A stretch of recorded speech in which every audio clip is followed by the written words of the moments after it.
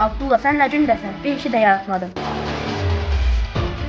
Abdullah sen bilirsən o boşu maşındır. Bu dəfə bu iş mənlikdir, pulları özüm kırmışam. Abdullah Allah ne bazlaqlar buradadır, ehtiyatlı ol.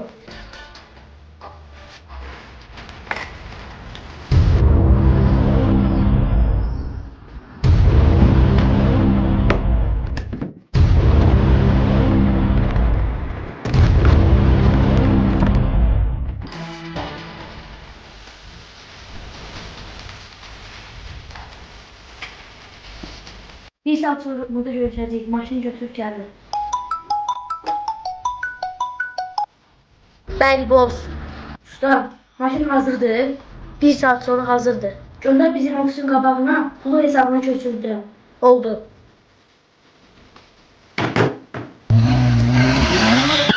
Olsa maşını təhvil verməli gəlirəm. 5 dəqiqəliklə markete düşürəm. Mən gözə gəlirəm.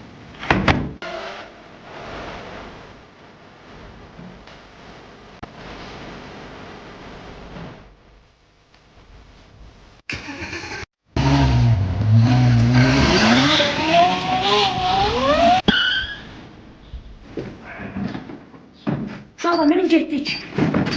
Deyəsən mən yenə səhv etdim. Qaçın, qaçın.